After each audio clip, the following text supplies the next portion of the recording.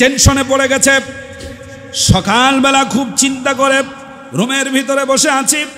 স্ত্রী শ্রদ্ধা দেবী ডেকে বলছে, কি হয়েছে আপনার? কেন আপনি এমন দুশ্চিন্তার ভিতরে দিন কাটাচ্ছেন? আপনার মনটা কেন খারাপ? এই অবস্থা কেন আপনার? আমাকে কি কিছু বলতে পারেন? আমি আপনার অর্ধাঙ্গিনী, আমি আপনার স্ত্রী। আপনার মনের ভিতরে কোনো কথা থাকলে আমার সাথে আপনি শেয়ার করতে পারেন, আমাকে বলতে পারেন। ডক্টর শিবশক্তি বলছে, ওগো স্ত্রী, আমি কোরআনুল কারীম তেলাওয়াত করতে জানি, আমি মহাভারত পড়তে জানি, আমি রামায়ণ পড়তে জানি, আমি গীতা, ত্রিপিটক সব কিতাব পড়তে পারি। পৃথিবীর ভিতরে 4টি ভাষায় যতগুলি বই লেখা আছে, ধর্মগ্রন্থ লেখা আছে, সব ধর্মগ্রন্থগুলো আমি খুঁটে খুঁটে তেলাওয়াত করেছি, পড়েছি। মুসলিমদের কোরআনুল কারীম হলো এমন একটি মহিমান্বিত কিতাব, যেই কিতাবের তাফসির করা, যে কিতাবের তাফসির লেখা পৃথিবীর কারো পক্ষে শেষ করা সম্ভব নয়। শেষ করা সম্ভব এমন কেউ নাই যে লোকটা বলেছে যে আমি যা লিখেছি শেষ, আর দরকার নাই। এমন কথা বলার সাহস কারো নাই। কোরআনের প্রত্যেকটি লফজ শব্দের ব্যাখ্যা, তরজমা ব্যাখ্যা এবং তার শিক্ষা দিনের পর দিন এটা শুধু বৃদ্ধি হতেই থাকবে। এমন একটি সৃজনশীল কিতাব, যেই কিতাবে যেখানে প্রয়োজন সেখানকারই সমাধান দিতে 100% সক্ষম। সুবহানাল্লাহ বলেন। হাদাল কোরআন, কি চমৎকার কিতাব যেটা আছে আমাদের কাছে, মুসলিমদের কাছে। বিশ্ব মানব সভ্যতার হেদায়েতের জন্য কিতাব আল্লাহ নাজিল করেছেন নবী মুহাম্মদুর রাসূলুল্লাহ সাল্লাল্লাহু আলাইহি ওয়াসাল্লামের উপরে। এটি সেই কিতাব যেই কিতাবের আলোচনা শুরু হওয়ার পর আর কোনো আলোচনা শুরু করার স্থান থাকে না।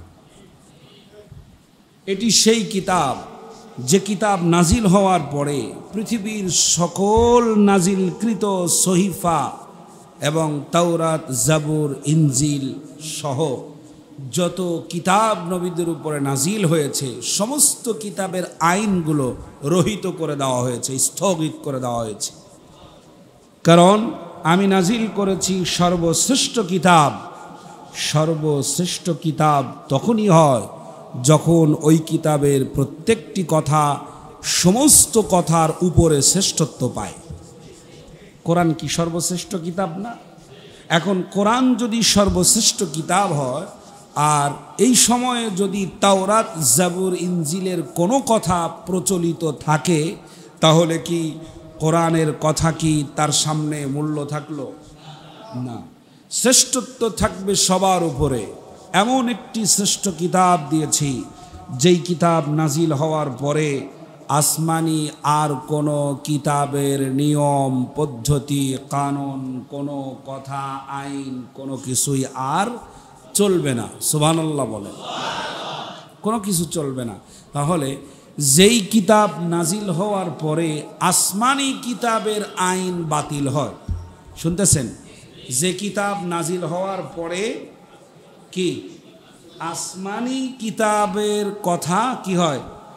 বাদ হয়ে যায়। তাহলে ওই কিতাবের আইন নাজিল হওয়ার পর মানুষের আইন চলে কিভাবে? ঠিক না? যে কিতাবের কারণে আসমানি কিতাব বাতিল হয়ে যায়, সেই কিতাব থাকার পরে মানুষের তৈরি করা আইন চলবে, এই চিন্তা করাটা বেকুবদের কাজ। এটা বুদ্ধিমানের কাজ নয়। সহজ কথা ভাবেন, মানুষের কথার দাম বেশি না আসমানি কথার দাম বেশি? আসমানি কথা বলতে যেটা আল্লাহ পাঠান, যেটা কে পাঠান? আল্লাহ পাঠান। আল্লাহর কথার এই মূল্য থাকার পরেও তাওরাত বাদ হলো, জাবুর বাদ হলো, ইনজিল বাদ হলো। এখন তোমরা নিয়ে পড়ে আছো Tripitaka, Bible, Zend Avesta, Old Testament, New Testament, Purana, Mahabharata, Ramayana, Rigveda, Samaveda, Atharvaveda, Yajurveda ইত্যাদি পৃথিবীতে যত ধর্মগ্রন্থ আছে কোনো একটার কথাও চলবে না, যেহেতু এসে গেছে কোরআন, সবার উপরেই কোরআন থাকবে, সবাইকেই কোরআনের আইনের সামনে 100% মাথা নত করতে হবে। অবস্থা যখন এই, তখন আমাদের দেশের চোর বাটপারগুলা সংসদে গিয়ে আইন বানাবে, আর সেই আইন মানবতার কল্যাণে প্রচলিত থাকবে কোরআনের সামনে। এটা কোরআনের অপমান করা ছাড়া আর কিছু নয়। সুতরাং কোরআনের এই সম্মান রক্ষার্থে আল্লাহর কোরআনকেই সমুন্নত রাখার জন্য তার আইনটাকেই বাস্তবায়ন করার সংগ্রামে আমাদের ঝাঁপিয়ে পড়তে হবে। বলেন ইনশাআল্লাহ। প্রিয় বন্ধুগণ, এটা সেই কিতাব যে কিতাব তার প্রতিটি শব্দ, প্রতিটি বর্ণ আল্লাহ রব্বুল আলামিনের পক্ষ থেকেই আসা। এখানে নবী মুহাম্মদুর রাসূলুল্লাহ সাল্লাল্লাহু আলাইহি ওয়াসাল্লামের নিজস্ব কোনো বক্তব্য এখানে ইনক্লুড করা হয় নাই। সুবহানাল্লাহ, স্থান নাই। শ্রেষ্ঠ মানবের কোনো মন্তব্য এ কোরআনে নেওয়া হয় নাই। কোরআনে যে বক্তব্য এসেছে এর প্রত্যেকটি শব্দ লফজ কে দিয়েছেন? আল্লাহ। এখানে মানুষের পরামর্শ গ্রহণ করা হয় নাই। এটা সেই কিতাব যেই কিতাবের কোনো ফেরেশতা, কোনো নবীর, কোনো মানব, কোনো দানব, পৃথিবীর কোনো শক্তিধর কোনো মানুষের কথা মুসলিম উম্মার জন্য অথবা বিশ্ববাসীর জন্য আইন হিসাবে বানিয়ে দেওয়া হয় না। আইন যিনি দিয়েছেন তিনি আল্লাহ, এবং যেটা মানুষের জন্য কল্যাণকর মনে করেছেন আল্লাহ পাক সেটাই দিয়েছেন। এবং আল্লাহ রব্বুল আলামিন বলেছেন, লা ইউকাল্লিফুল্লাহু নাফসান ইল্লা ওয়াসাহা। মানুষ যেটা পারবে না, মানুষের ফিতরাতে যেটা যায় না, মানুষ যেটা করতে অসম্ভবপর হয়ে যাবে, এমন কোনো নিয়ম, এমন কোনো বিধান আমি বান্দার উপরে চাপিয়ে দেই নাই। সুবহানাল্লাহ। মানুষ পারবে না এমন কোনো বিধান আমি চাপাই নাই। তাহলে আপনি যদি বলেন যে আমাকে, আপনি যে বললেন যে কোরআনে আছে মানুষ পারবে না এমন কোনো নিয়ম আল্লাহ চাপাই নাই, তাহলে আমি যে ইসলামের এই কাজগুলো করতে পারি না, সেই কাজগুলো করতে পারি না, এগুলো আমার কাছে খুব জটিল এবং কঠিন মনে হয়, বোঝা মনে হয়, এটা মনে করেন। এইটা যখন আপনি বলেন, তার সহজ উত্তর হলো এই, আপনাকে আর আমাকে বানিয়েছেন কে? একটা পলিথিন ব্যাগও যদি কেউ বানায়, যে লোক বানায়, যে কোম্পানি বানায়, ওই কোম্পানি ভালো মতোই জানে এই আমার এই ব্যাগে কত কেজি ওজন লোড নেবে। কথা বুঝাতে পারি নাই? কাগজের ব্যাগ যারা বানায় ওরা টের পায় যে আমি যে ব্যাগটা বানাইলাম এই ব্যাগ কতটুকুন লোড বহন করতে পারে।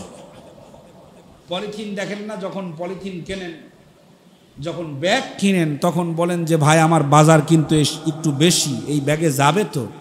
দোকানদার বলে দিচ্ছে অনায়াসে যাবে, আপনি কিনেছেন 8 কেজি, এখানে 10 কেজি লোড নেওয়ার ক্ষমতা এই ব্যাগের আছে, নিশ্চিন্তে নিয়ে যান। এটা বলে না? একটা পলিথিন ব্যাগের মালিকের যারা বানায় তাদের যদি ধারণা হয় এখানে 3 কেজি লোড নিতে পারবে, আপনাকে বানিয়েছেন আল্লাহ, যে বিধান দিয়েছেন আল্লাহ বোঝেন নাই যে এই বিধান আমার বান্দা পালন করতে পারবে? পারবো না, লোড হচ্ছে, পারতেছি না, এটা শয়তানের ধোঁকা ছাড়া কিচ্ছু না। এখন যদি বলেন যে আল্লাহর আইন বাস্তবায়ন করা এটা কঠিন, এটা কঠিন, মানুষের পক্ষে কঠিন। এখন যদি বলেন আল্লাহর আইন বাস্তবায়ন করা মানুষের পক্ষে বড় কঠিন, মানুষের পক্ষে, আমাদের পক্ষে জান যাবে, মাল যাবে, ঘর ছাড়তে হবে, বাড়ি ছাড়তে হবে, শখ আহ্লাদ ছেড়ে দিতে হবে, কি একটা কঠিন অবস্থার মধ্যে আপনি ফেলে দিলেন, এটা তো আমাদের পক্ষে পালন করা কঠিন। কিন্তু মোটেও কঠিন নয়। সব নামাজি ব্যক্তিরা, সমস্ত নামাজি ব্যক্তিরাই ধনী গরিব, শ্রমিক, শিক্ষিত অশিক্ষিত, সাধারণ অসাধারণ, উকিল নার্স, নারী পুরুষ, যারা ঈমান এনেছে তারা যদি আজকেই রাজপথে নামে, দেশ যখন নতুন করে স্বাধীন হয়েছে, কোন রাজাকার অথবা কোন স্বৈরাচার অথবা কোন হারামজাদার আইন চলবে না, আল্লাহর আইন বাস্তবায়ন করব। তাহলে কি বাস্তবায়ন হওয়া সম্ভব নয়? এটা সম্ভব। এটা কে জানেন? আল্লাহ জানেন। ওই লোড যে বান্দা নিতে পারবে এই ধারণা কার আছে? এখন আপনি যে বলছেন আমি পারি না, এটা আপনার শয়তানের ওয়াসওয়াসা আর নফস শয়তানের বদমাশি ছাড়া আর কিচ্ছু নয়। আল্লাহ হেফাজত করেন, বলেন আমিন। প্রিয় বন্ধুগণ, এটা সেই কিতাব যেই কিতাবের মধ্যে সন্দেহ করার মতো সামান্য কোনো সূত্র নাই। সুবহানাল্লাহ। সন্দেহ করার মতো কোনো সূত্র আছে?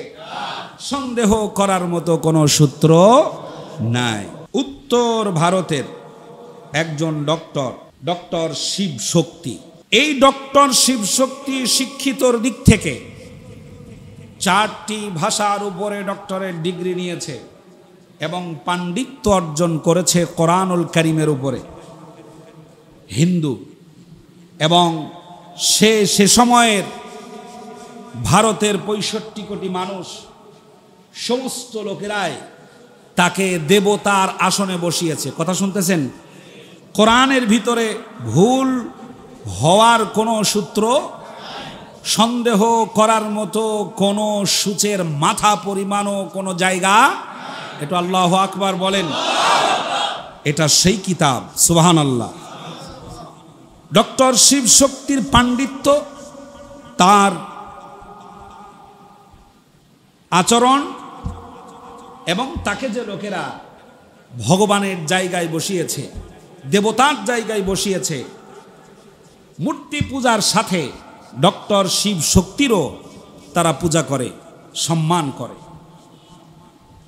এখন এই ডক্টর শিব শক্তিকে দায়িত্ব দেওয়া হলো সরকারিভাবে থাকা খাওয়া খরচ, জায়গা জমি, গাড়ি বাড়ি যা দরকার সব দেওয়া হবে। কাজ হবে তোমার একটা, তুমি তোমার পাণ্ডিত্য দিয়া এই কোরআনুল কারীমের ভেতরে যদি কোনো ত্রুটি থাকে তা গোটা জাতির সামনে উন্মোচিত করবে। নাউজুবিল্লাহ পড়েন। আল্লাহ চ্যালেঞ্জ কি আজকে করেছেন না বহু আগে? বহু আগে করেছেন। সুবহানাল্লাহ পড়েন। এই ভারত থেকেই আল্লাহর কোরআনের প্রতি, কোরআনের সাথে বেয়াদবি আর অসম্মান করার ইতিহাস বারবার ঘটিয়েছে তারা। কোরআনের আয়াত বাতিল করা, কোরআনটাকে ব্যান করা, কোরআনুল কারীমের শব্দলব্জ শেষ করে দেওয়া, কয়েকটি সূরার উপরে মামলা দায়ের করা, আয়াতের উপরে মামলা দায়ের করা। এই ভারত থেকেই কোরআনুল কারীমের উপরে সবথেকে বড় আঘাত ইতিপূর্বেও এসেছে, ভবিষ্যতেও আসবে। ওই ভারতই যাদের সবচাইতে পছন্দের জায়গা, ভারতেই থাক, বাংলাদেশে আসার দরকার না। কোরআনের মর্যাদা রক্ষার্থে ভারত কখনো মুসলিমদের বন্ধু হতে পারে না। তবে হ্যাঁ, তার বন্ধু হয় যিনি ভারতে গিয়ে গুজরালের হাতে সিঁদুর পরে মুসলমানের খাতা থেকে নাম কেটে শ্রী দেবতার খাতায় নাম নেয়,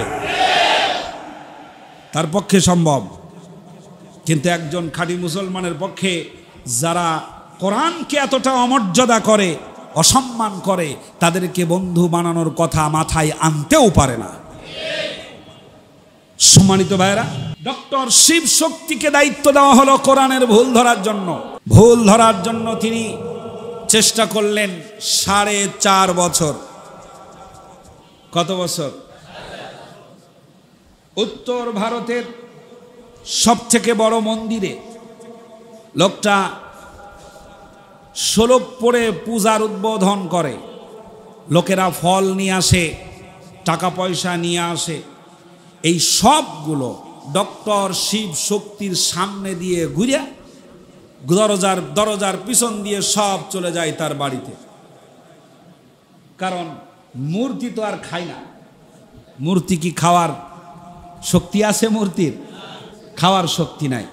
আল্লাহ পাক একটা ঐতিহাসিক দৃষ্টান্ত দিয়ে রেখেছেন, ইয়া আইয়ুহান নাসু দুরিবা মাসালুন ফাসতামিউ লাহু ওয়া ইন ইয়াসলুবহুমুদ দুবাবু।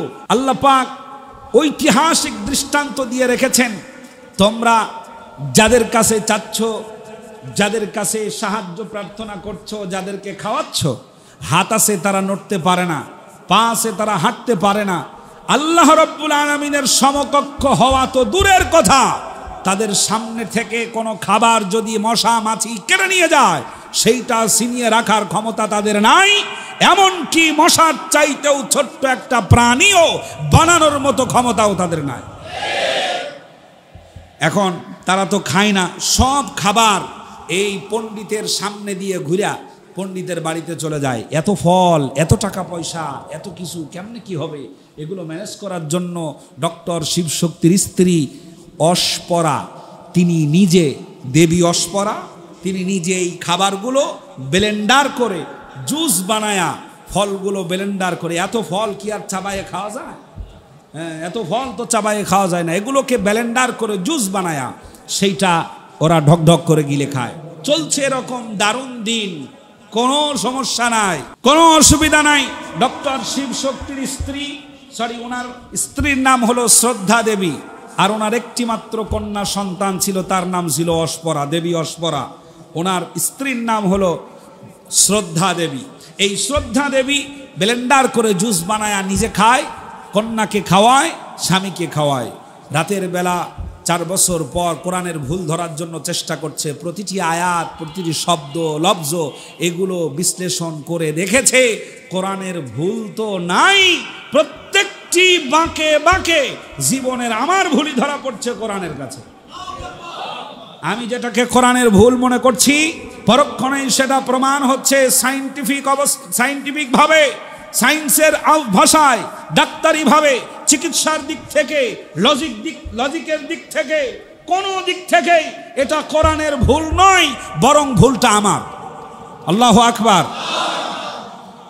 ডক্টর শিবশক্তি রাতের বেলা ঘুমিয়ে আছে, স্বপ্নের ভিতরে নবী মুহাম্মদুর রাসূলুল্লাহ সাল্লাল্লাহু আলাইহি ওয়াসাল্লাম ডাক দিয়ে বলছে, ডক্টর শিবশক্তি, আমার আল্লাহর কোরআনের ভুল ধরার জন্য তোমাকে পাঠানো হলো, চেষ্টা করলে 4.5 বছর। এখন যদি তুমি মনে করো কোরআনুল কারীমের ভিতরে কোনো ত্রুটি নাই, কোনো ভুল নাই, এটা যদি স্বীকার করতে পারো তাহলে এখনই পড়ে নাও লা ইলাহা ইল্লাল্লাহু মুহাম্মাদুর রাসূলুল্লাহ সাল্লাল্লাহু আলাইহি ওয়াসাল্লাম। আল্লাহর নবী স্বপ্নের ভিতরে তাকে কালেমা পড়ায় দিয়েছেন। সুবহানাল্লাহ বলবেন না? নবীজি কালেমা পড়িয়ে দিয়েছেন। কোন হিন্দু পণ্ডিত এমন স্বপ্ন দেখার পর টেনশন হওয়া স্বাভাবিক নাকি অস্বাভাবিক? টেনশনে পড়ে গেছে। আপনি যদি রাতের বেলা স্বপ্ন দেখেন ঘরের পিছনের দরজার নিচে, বাবলা গাছের কোনায়, রান্নাঘরের পিছনের বেড়া অথবা দেয়ালের উত্তর দক্ষিণ কোনাকুনি করে 1.5 হাত মাটির নিচে একটা স্বর্ণের কলসি আছে, এই স্বপ্ন যদি দেখেন তাহলে সকালে আপনার অবস্থা কি হবে? ডাক্তার, কবিরাজ, হাত চালান দেওয়া লোক, এই জাতীয় ঝাড়ফুঁক যত লোক আছে সব বের করে নিয়ে আসবেন স্বপ্নের বাস্তবতা দেখার জন্য, ঠিক না? মাথা ঠিক থাকবে না। আর পণ্ডিত মানুষ, জ্ঞানের বিশাল অধিকারী এমন লোক স্বপ্নের ভিতরে দেখেছে আমাকে পড়ানো হচ্ছে লা ইলাহা ইল্লাল্লাহ। টেনশনে পড়ে গেছে। সকালবেলা খুব চিন্তা করে রুমের ভিতরে বসে আছি, স্ত্রী শ্রদ্ধা দেবী ডেকে বলছে, কি হয়েছে আপনার? কেন আপনি এমন দুশ্চিন্তার ভিতরে দিন কাটাচ্ছেন? আপনার মনটা কেন খারাপ?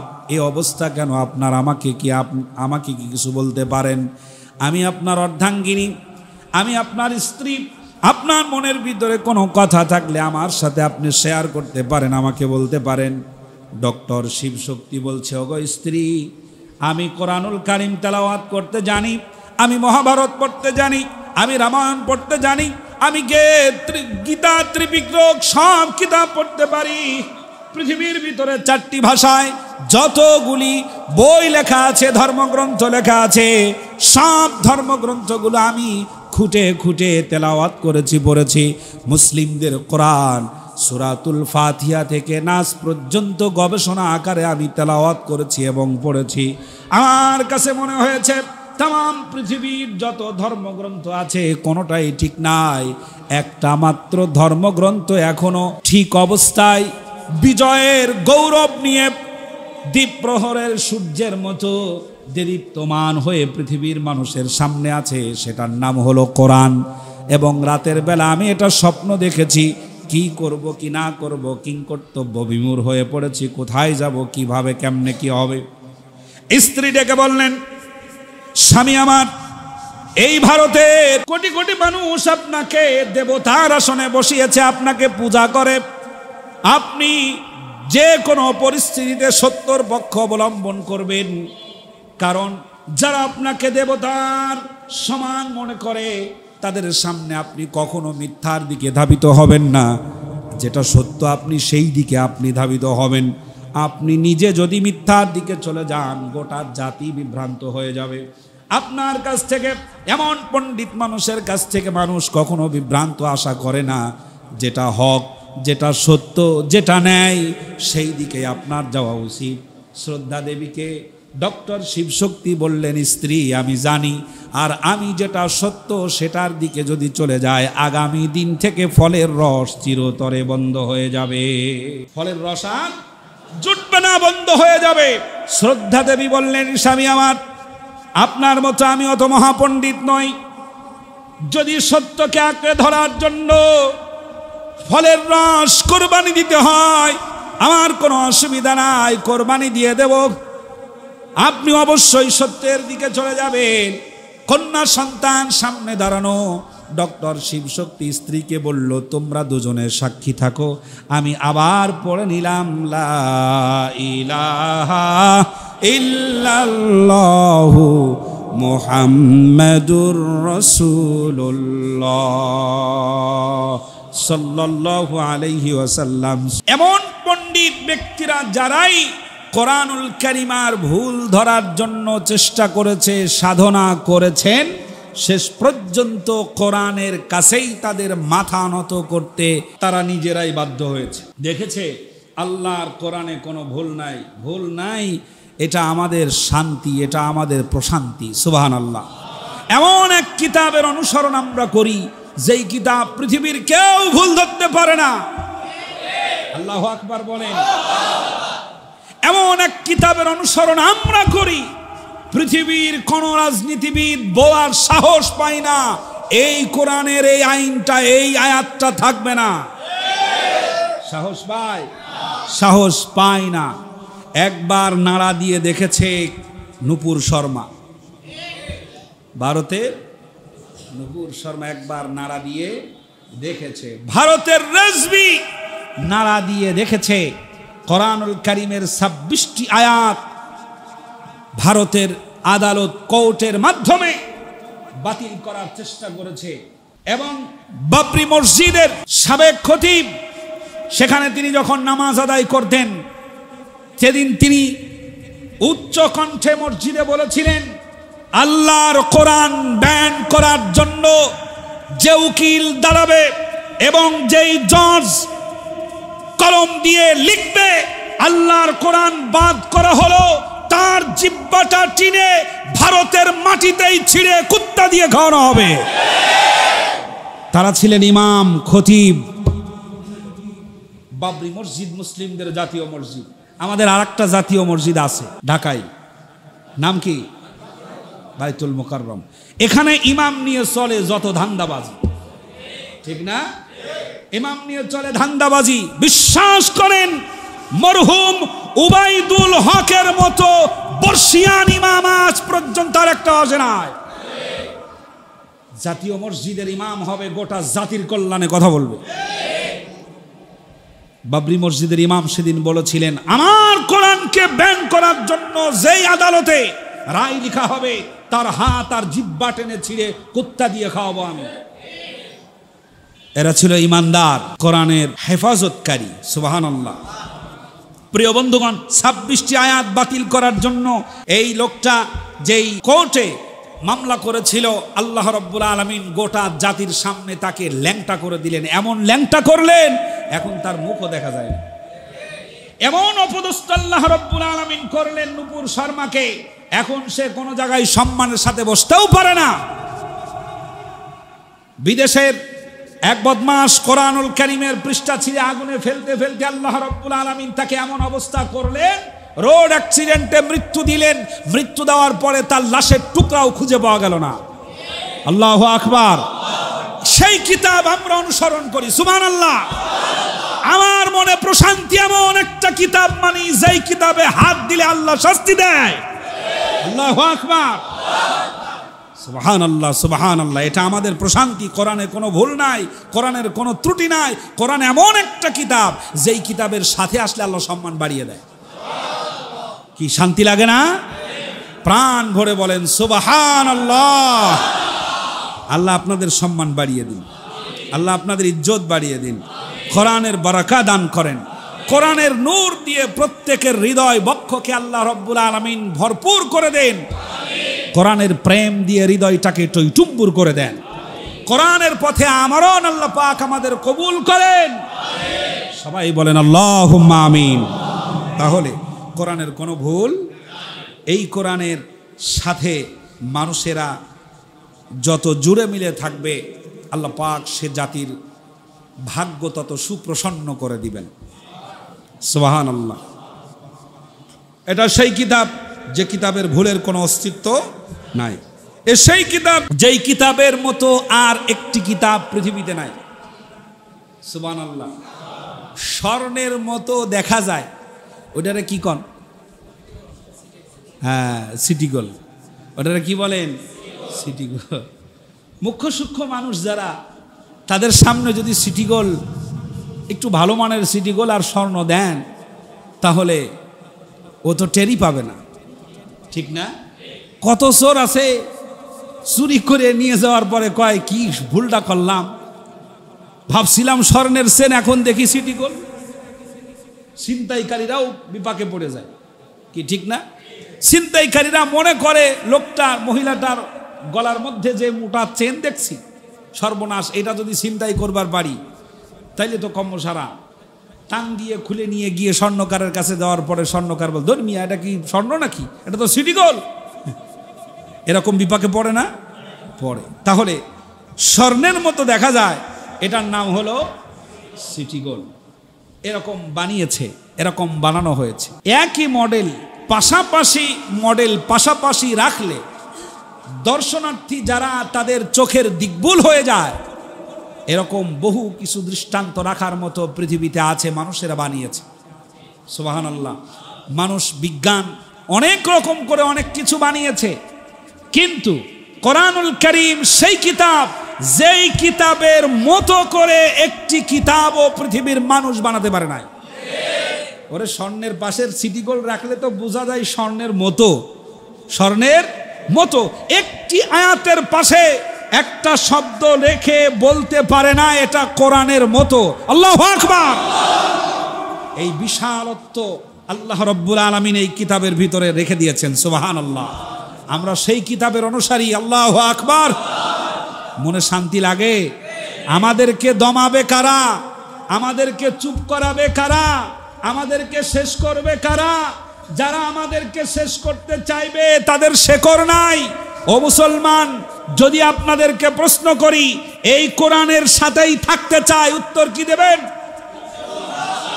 আমরা কোরআন নিয়ে বাঁচতে চাই, কোরআন নিয়ে মরতে চাই, কোরআন থেকে আমাদেরকে আলাদা করতে চাই। যে সব কাফের, বেঈমান, নাস্তিক, মুরতাদেরা প্রয়োজন বোধে তিতুমিরের বাঁশ হাতে করে আবার তাদের বিরুদ্ধে জিহাদের জন্য প্রস্তুত হয়ে যাবেন ইনশাআল্লাহ।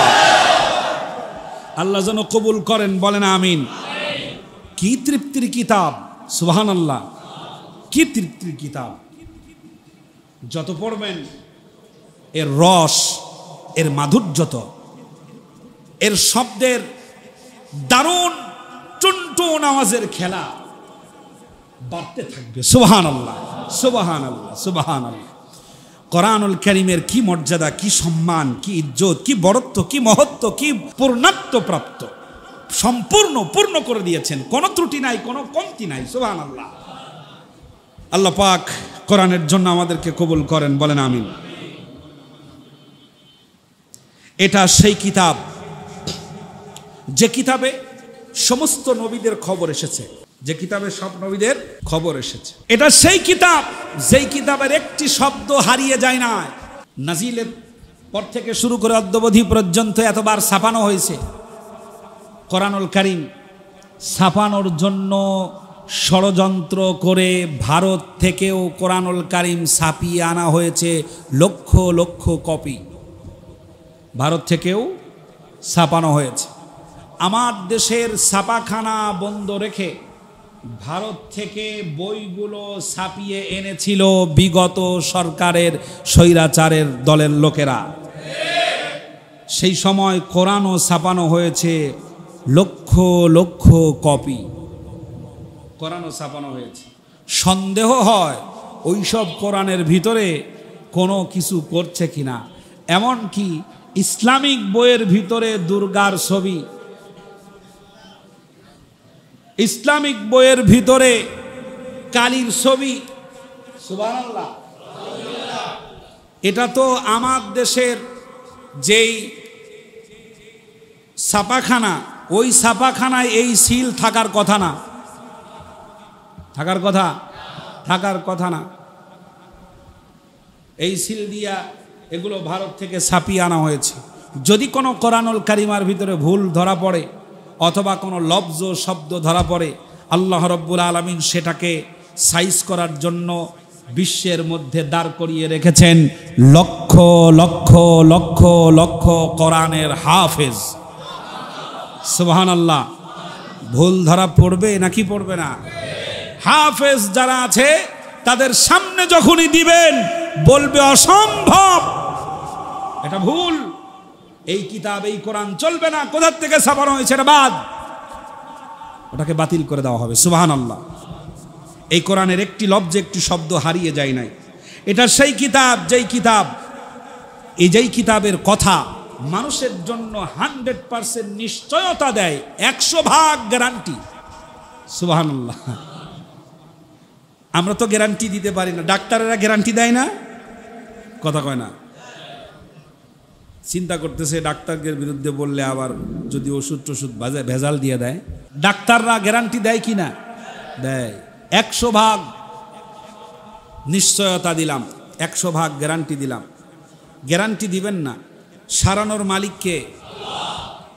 যদি আল্লাহ না চান সারা পৃথিবীর আপনার মতো সারা পৃথিবীর ডাক্তার এক জায়গায় হয়ে গেলেও রোগ ভালো হবে না।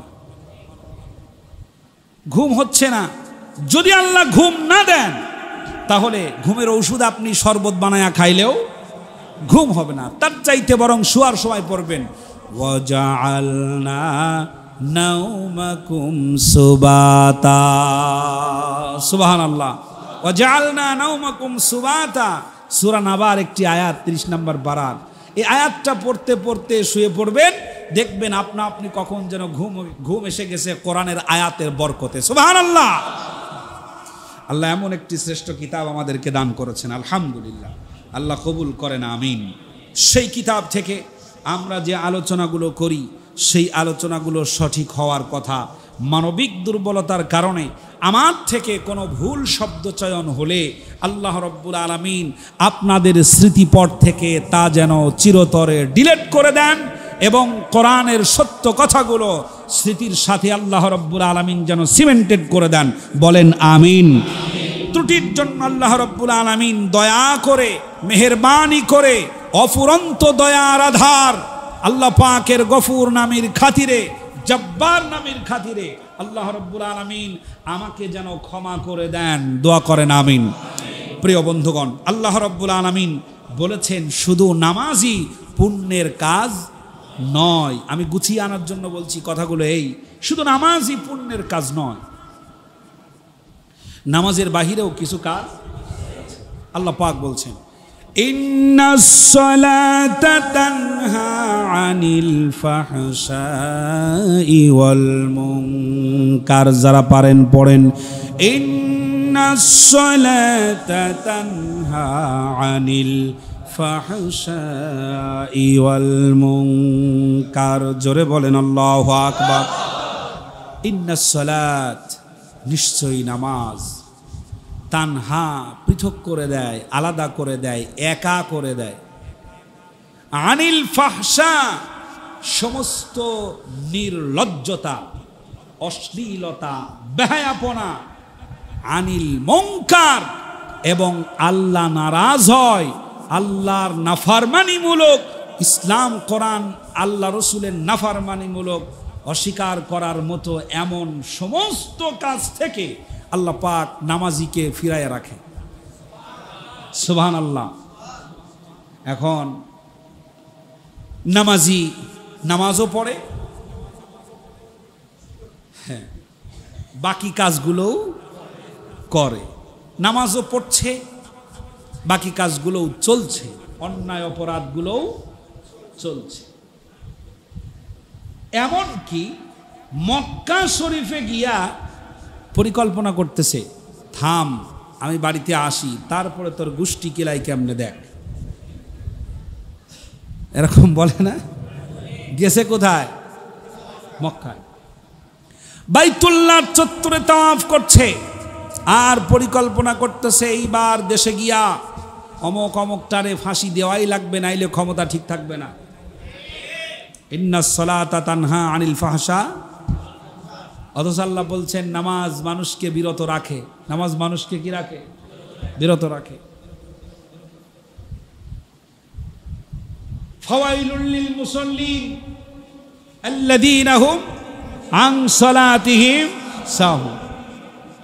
আল্লাহ পাক বলছেন, আরো আইতাল্লাযী ইউকাদ্দিবু বিদ্দীন। ও নবী, আপনি কি দেখেন না সেই নামাজীদের, যেই নামাজিরা নামাজও পড়ে এবং প্রত্যেকটি কাজে কর্মে মিথ্যা, অসততা, এসবগুলোই তারা অবলম্বন করে, নামাজও পড়ে। এজন্য আল্লাহ রাব্বুল আলামিন বলেছেন, লাইসাল বিররা আন তুওয়াল্লু বুজুহাকুম কিবালাল মাশরিকি ওয়াল মাগরিব ওয়ালাকিন্নাল বিররা মান আমানা বিল্লাহ। জোরে বলেন আল্লাহু আকবার। শুধুমাত্র পূর্ব দিকে অথবা পশ্চিম দিকে মুখটা ঘোরানোটাই তোমাদের আসল পুণ্যের কাজ নয়। তোমাদের মূলত পুণ্যের কাজ হলো ঈমান আনতে হবে আল্লাহর উপরে। তুমি যদি নামাজি হও তাহলে অবশ্যই তুমি বিশ্বাস করবা রিজিকের মালিক আল্লাহ। আল্লাহ পাক যদি রিজিকের মালিক হয় তাহলে তুমি নামাজি, তুমি তোমার বেতনে সন্তুষ্ট থাকো। যে বেতন আমাকে দেওয়া হয় এই বেতনে আমি সন্তুষ্ট থাকবো। বেতন বাদ দিয়া উপরি ইনকামের চিন্তা কখনো নামাজি করতে পারে না। পারে কি? পারে না। তাহলে আমি যে কথাগুলো, প্রমাণগুলো আমি আপনাদেরকে দিয়ে থাকি সচরাচর, তাহলে রেজিস্ট্রি অফিসে যারা নামাজ পড়ে ওরা ঘুষ খায় না? থানা অফিসে যারা নামাজ পড়ে ওরা কি আল্লাহর ওলি না? জিবি অফিসে যারা নামাজ পড়ে ওরা কি? আর্মির ভিতরে, আর্মিদের ব্যারাকের মধ্যে মসজিদ আছে না নাই? আছে। এরপরে সেনাবাহিনীর সকল ব্যারাকের ভিতরে মসজিদ আছে। সরকারি কোর্ট, আইন আদালতে যেখানে যাবেন সেখানে মসজিদ আছে না? আছে। অনেক নামাজ পড়ে কারা? আপনি যান কোনো দিন সংসদ ভবনের মসজিদে জীবনে নামাজ পড়ছেন আপনি? সংসদ ভবনের ভিতরে ছোট্ট ছোট্ট যে নামাজের জায়গাগুলো আছে, এই জায়গায় আপনি নামাজ পড়তে পারবেন কখনো? ওখানে তো যেতেই পারবেন না। আরে মিয়া, ওখানে নামাজ পড়ে সংসদের এমপি মন্ত্রী যারা, তার মানে হলো যেহেতু স্থান আছে, দু চারজন নামাজি তো আছে। অন্তত জুমার দিন যদি হয় তাহলে তো লজ্জাশীলতার কারণে হলেও তারা গিয়ে কি করে? নামাজ পড়ে। তারা নামাজও পড়ে আবার অন্যায় অপরাধগুলোও করে। তারা মনে করে আমাকে যে রিজিক দেওয়া হয়েছে, যে বেতন দেওয়া হয়, এটা দিয়ে আমার চলবে না। এই জন্য জনগণের টাকা বাংলাদেশ থেকে চুরি করে, পাচার করে, সুইস ব্যাংকে অ্যাকাউন্ট করে সেই জায়গায় গোপনে রাখা লাগবে। এজন্য আল্লাহ বলছে, তোর ঈমান আনাই হয় নাই বেটা, তুই আবার নতুন করে ঈমান আন। ওয়া আমিনু বিল্লাহ, তোর আর ইমান আনা হয় তো মেরুনা বিল্লাহ, তুমি আবার নতুন করে কি করো? ইমান আনো। ইমান আনা তোর হয় না। রিজিকের মালিককে আল্লাহ যদি চান, আল্লাহ যদি চান, আল্লাহ যদি চান, 1000 কোটি টাকার মানুষ তাকে আল্লাহ পাক ঘাস পাতা ছাগলের মতো খাওয়ায়া বাঁচায়া রাখতে পারেন। পারেন না? পারেন। আল্লাহ বলবেন যে এর এমন একটা ঝামেলা হয়েছে, দিনে 500 গ্রাম ঘাস খাওয়া লাগবে চাবায়া। হতে পারে না? হতে পারে। এক ধরনের কি যেন বীজ বেরোইছে ডায়াবেটিস রোগী যারা, তাদের জন্য। সেই বীজটা পানির মধ্যে ভিজায়া ভিজা রুমালের মধ্যে রাখলে একদিনে সেটা অঙ্কুরিত হয়। একদিনের ভিতরে সেটা অঙ্কুরিত হয়। অঙ্কুরিত হয়ে যাওয়ার পর 2 দিনে কিছুটা বড় হয়, 3 দিনে আরো কিছুটা বড় হয়, 4র্থ দিনে ওইটা খাওয়ার উপযুক্ত হয়ে যায়। ডাক্তার বলছে এইটা গাছ বানায়, এতটুকুন গাছের মতো হয়ে যায়, সবজির মতো হয়ে যায়। এইটা সালাতের মতো করে খেলে পরে 100% ডায়াবেটিস এটা নিয়ন্ত্রণ হয়ে যায়। সুবহানাল্লাহ। এই উদ্ভিদ কে দিয়েছেন? কে? ও এই উদ্ভিদগুলো আল্লাহ পাক দিয়েছেন। আর আল্লাহ যদি চান তোরে এই ঘাস খাওয়াই রাখবো সারা জীবন, মাছ মাংস খাইতে পারবি না, এটা আল্লাহর পক্ষে সম্ভব না অসম্ভব? রিজিকের মালিক কে? থাকবে সবই, খাইতে পারবো না, দেখবা শুধু। আমি একটা মাহফিলে গতকাল না পরশু দিন না কবে জানি এক মাহফিলে খাইতে বসছি। মাহফিলের যিনি সভাপতি উনি হলো ডায়াবেটিসের রোগী, বেকায়দা রোগী। ওনার বউ ওনারা মিষ্টি খাইতে দেয় না, ওনার মেয়ে ওনারা মিষ্টি খাইতে দেয় না। ওনার ছেলের বউ যদি মিষ্টি খাইতে দেখে তাইলে তো একেবারে বাঘের মতো ধরে, খবরদার মিষ্টি খাওয়াই যাবে না। উনি বলছে, আমি জিজ্ঞেস করছি আপনার কি ডায়াবেটিস আছে? কয় আমার বাড়ির লোকজনের কাছে আছে, আমার কাছে নাই। কাহিনীটা কি? তার মানে যিনি খাওয়াচ্ছে তিনি ওনার আচরণ সম্পর্কে জানে। বলছে হুজুর ও যে দই খাবে আমি নিশ্চিত। তখন 1 চামচ দেওয়ার পরে বলছে আরেক চামচ দাও না। কয় আরেক চামচ দিলে তো চলবে না। কয় আরে দাও, আমার বাড়িতে কিছু কইও না। আল্লাহ এগুলো নিয়ামত। সুবহানাল্লাহ, সুবহানাল্লাহ। আল্লাহ আপনাদের খাওয়ার সুযোগ দিয়েছেন তো এই জন্য টের পাচ্ছে না। আল্লাহ আপনাদের হজম শক্তি ঠিক রেখেছেন, আল্লাহ আপনাদেরকে খাওয়াচ্ছেন। একবার সুবহানাল্লাহ পড়েন না। এই নিয়ামতগুলো কার? আল্লাহ। আর আইতাল্লাযী ইউকাযযিবু বিদ্দীন, আপনি কি দেখেন নাই যে নামাজি তার নামাজের সকল আদর্শ ভুলে যায়? রিজিকের মালিক আল্লাহ। যদি আমি বিশ্বাস করি হ্যাঁ আমার কপালে যেটা ছিল সেটা আল্লাহ পাক আমাকে দিয়েছেন, তাহলে আমি আমার বেতনে সন্তুষ্ট, আমি আমার পাওনায় সন্তুষ্ট। যদি আপনি আপনার পাওনায় সন্তুষ্ট থাকেন তাহলে তো ঘুষ বাড়ার কথা ছিল না। নামাজি লোকের অভাব আছে? অভাব নাই। আমি তো কতবার বলি রে ভাই, দেখেন আমাদের দেশে আগামী ফেব্রুয়ারি শেষ, মার্চের সম্ভবত শুরুতেই রমজান। আমি আগেই দোয়া করছি আল্লাহুম্মা বারিক লানা ফি রজাবা ওয়া শাবান ওয়া বাল্লিগনা রমাদান। রজব এবং শাবানের বরকত এবং সেই সাথে আল্লাহ পাক রমজান পর্যন্ত আমাদের প্রত্যেকের হায়াত যেন বাড়িয়ে দেন, বলেন আমিন। এবং আগত রমজানের ক্ষমা আল্লাহ পাক যেন আমাদের নসিব করেন, বলেন আমিন। রমজান মাসে খতম তারাবি হয় হাজার হাজার মসজিদে। সাধারণ মসজিদও তো হয়ই, সাধারণ মসজিদে খতম তারাবি হয়। আবার থানা মসজিদে হবে না? হবে। লিফলেট ছাড়াবে যে আমরা হাফেজ রাখবো, হাফেজ দিয়ে আমরা এই এখানে খতম তারাবি পড়াবো। চিন্তা করেন, খতম তারাবি হচ্ছে থানার মসজিদে, আর কেস নিয়ে গেলে অথবা এফআইআর করতে গেলে, জিডি করতে গেলে টাকা ছাড়া কাজ হচ্ছে না।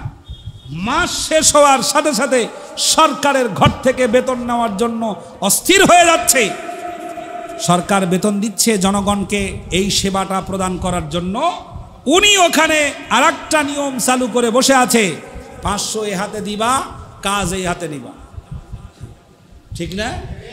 এখন উনি আবার জুমার দিনও নামাজ পড়ে সামনের কাতারে, ঈদের দিনও নামাজ পড়ে সামনের কাতারে, এবং পরিচয় দেয় আমি কি নামাজ পড়ি না, আমি কি ইমানদার না, আল্লাহ রাব্বুল আলামিন বলছে তুই কি আর ইমানদার, তোকে আবার ইমান আনা লাগবে। আমানা বিল্লাহ, আল্লাহু আকবার। এমনি এমনি আল্লাহ ইমানদারদেরকে ডাক দিয়ে ইমান আনার কথা বলেন নাই। প্রিয় ভাইরা, এজন্য শুধু নামাজই পুণ্যের কাজ নয়, পুণ্যের কাজ আরো আছে। তো পুণ্যের কাজ আরো কি? পুণ্যের কাজটা আমি প্রকাশ করে দিয়ে কথাটা গুছিয়ে নিতে চাই। সেটা হলো, এক নাম্বার তো আমরা আলোচনা করেই আসছি, এ বিষয়ে আরও আলোচনা করতে গেলে যত এটার উপরে আমার এই আয়াতের উপরে যত পড়াশোনা হবে, যত গবেষণা হবে, তত বাড়তে থাকবে, কলেবর শুধু বাড়তেই থাকবে। আমি একটি সুখবর দেই, সেটা হলো এটা হচ্ছে আপনার নভেম্বর, ডিসেম্বর চলে গেলে জানুয়ারি, আগামী জানুয়ারি থেকে প্রথম সপ্তাহ থেকে শুরু হবে বছরের 52টি সপ্তাহে 52টি কোরআনের দার্স এবং 52টি হাদিসের দার্স। আমি মসজিদে প্রত্যেক সপ্তাহে একটি করে দার্স জুমার দিনে আমি আপনাদেরকে সামনে দেওয়ার চেষ্টা করব ইনশাআল্লাহ। এবং বিষয়ও থাকবে 52টা, বিষয়ও থাকবে 52টা আগামী বছরের জন্য। আমার প্রস্তুতি কমপ্লিট, আল্লাহ শুধু বাঁচায়া রাখলে জানুয়ারির পহেলা সপ্তাহ থেকে শুরু করব ইনশাআল্লাহ। আল্লাহ যেন আমাদের কবুল করে না, আমিন। প্রিয় ভাইরা, তাহলে এটার প্রতি আমার পড়াশোনা যত বাড়বে, এটার গবেষণা যত বাড়বে, এটার ভিতর থেকে তথ্য তত বের হয়ে আসবে। প্রথম কথা হলো ইমানদারদেরকে কি আনা? ইমান আনা। মানুষ আল্লাহর প্রতি ইমান আনবে, কিয়ামতের দিবসের প্রতি ইমান আনবে, ফেরেশতার প্রতি ইমান আনবে, এবং আল্লাহর পক্ষ থেকে অবতীর্ণ যে কিতাব, এই কিতাবের প্রতি 100% বিশ্বাস করবে। আমি এটার ব্যাখ্যা করেছিলাম এভাবে, কোরআনের প্রতি আমাদের 100% বিশ্বাস আছে, কয়েকটা বিশ্বাস আছে। সেটা হলো এটা যে আল্লাহর কিতাব, এ ব্যাপারে কি আছে? বিশ্বাস আছে। এই কোরআনে যে রোগ, এই কোরআন যে রোগের শিফা, এটার প্রতি 100% বিশ্বাস আছে। সমস্ত রোগের মহা ঔষধ এই কোরআন, সুবহানাল্লাহ। এটার প্রতি আমাদের কি আছে? বিশ্বাস আছে। সমাজের রোগ কোরআন দিয়ে সারানো যায়, এইবার বিশ্বাস কমে গেছে। রাষ্ট্রের রোগ কোরআন দিয়ে সারানো যায়, এইবার বিশ্বাস 40%-এ চলে আসছে। এইটা বাস্তবায়ন করতে হবে, এইটার বিশ্বাস শূন্যের কোঠায় চলে গেছে। কথা কি ঠিক বললাম?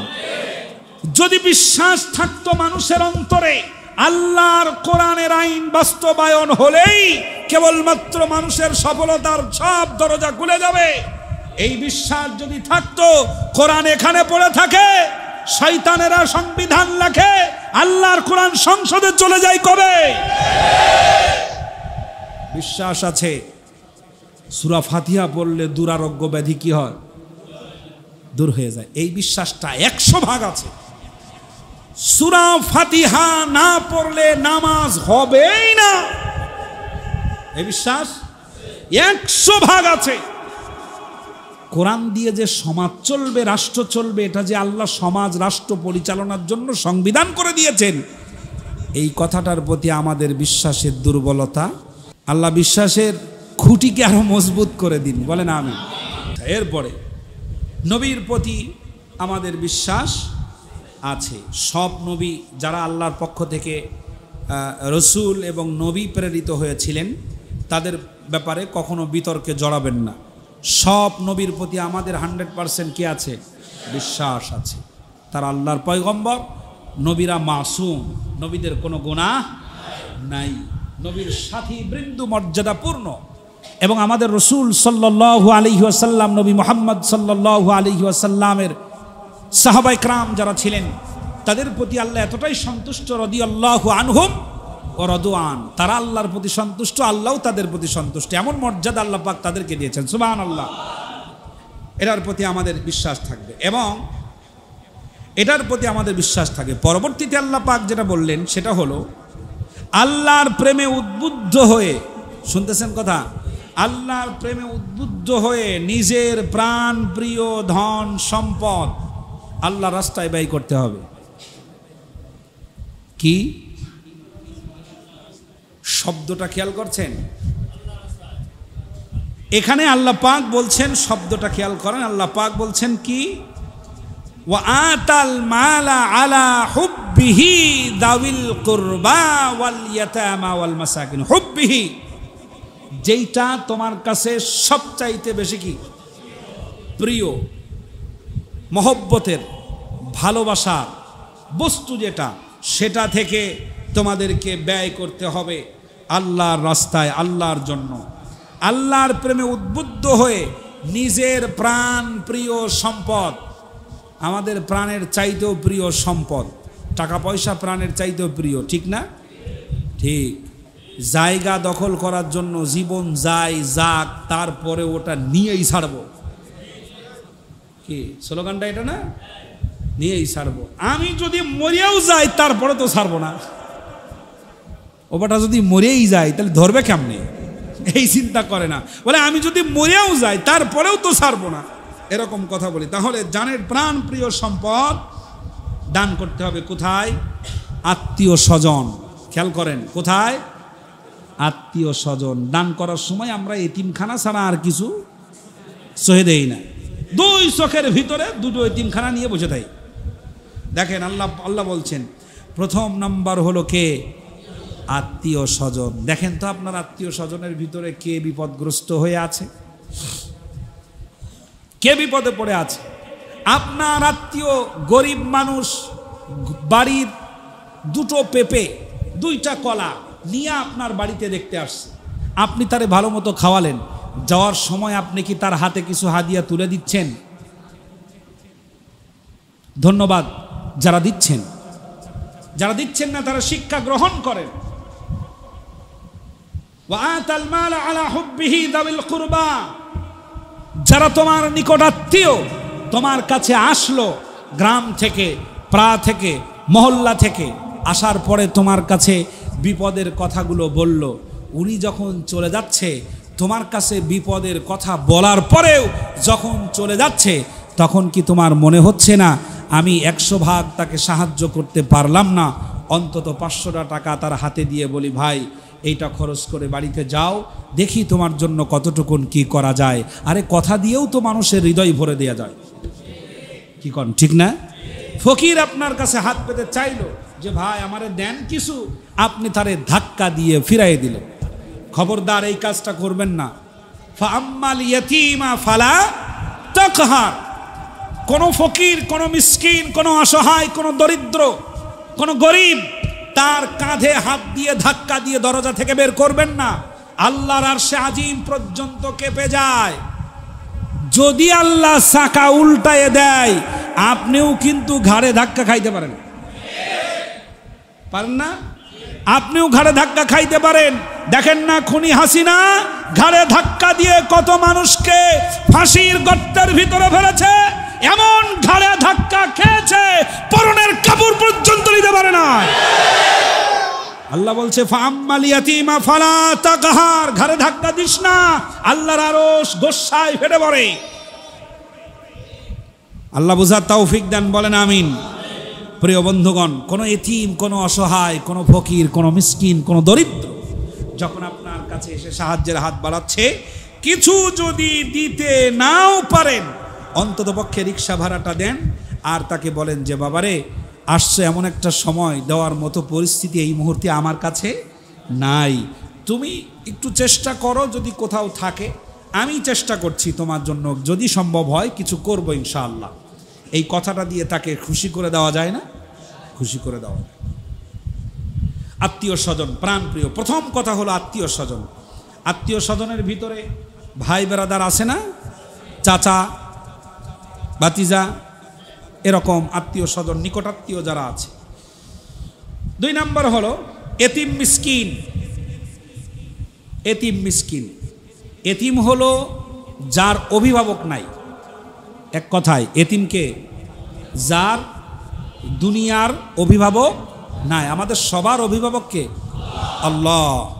আর একজন সন্তানের জন্য অভিভাবককে মা আর বাবা।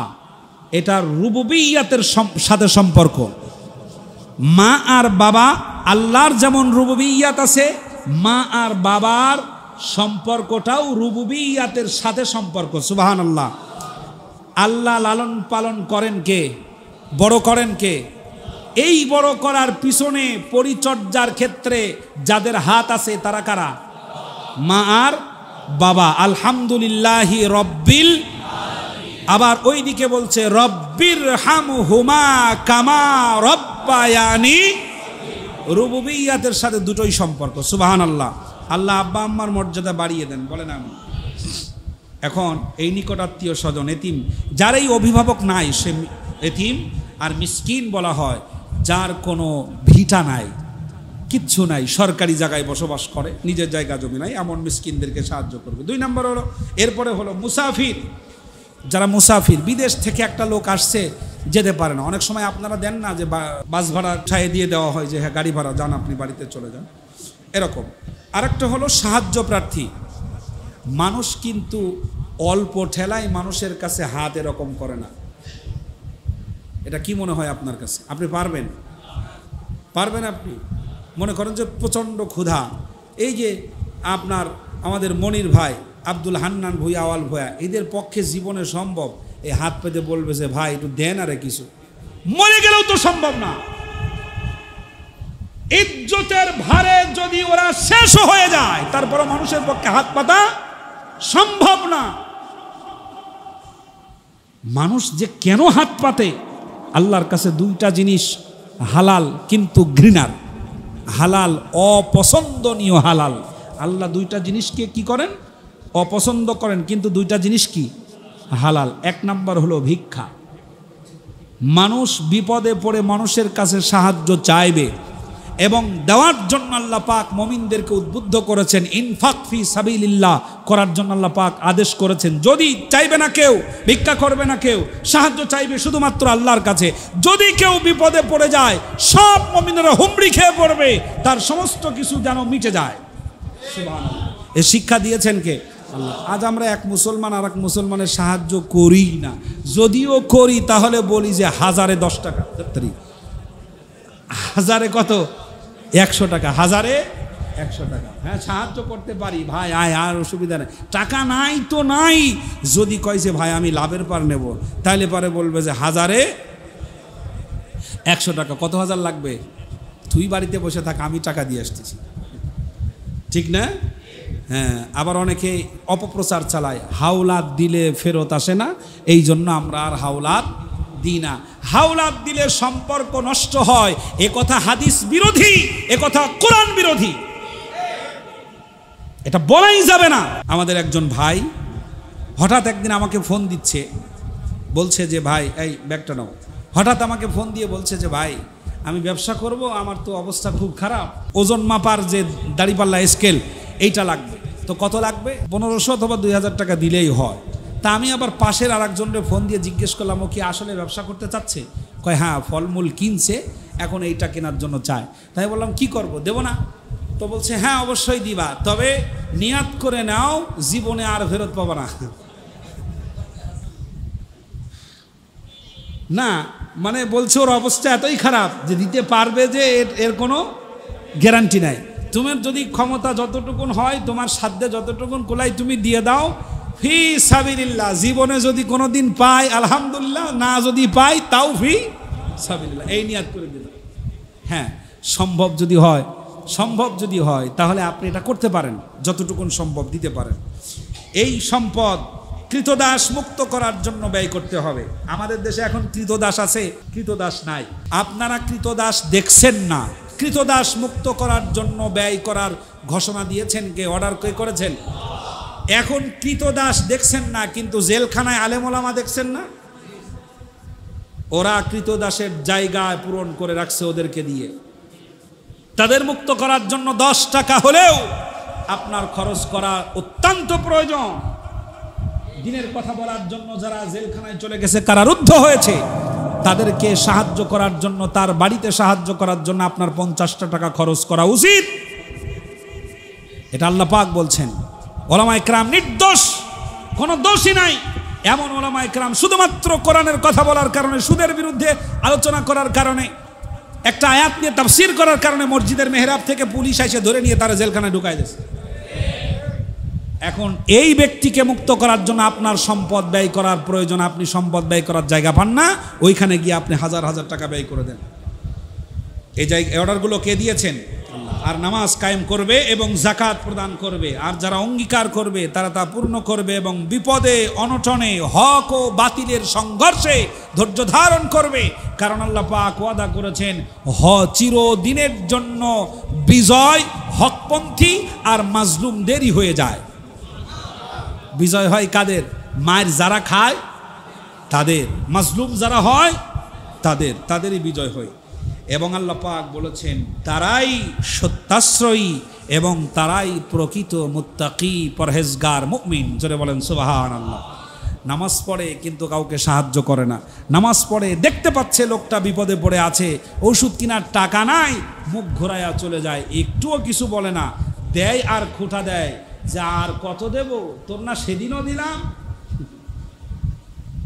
কোরআনে আল্লাহ পাক বলেছেন যে দান করে খুঁটা দিস না, খুঁটা দিলে দানের কোনো মূল্য থাকে না। ইয়া আইয়ুহাল্লাযীনা আমানু লা তুবতিলু সাদাকাতিকুম বিল মান্নি ওয়াল আযা। খুঁটা দিস না।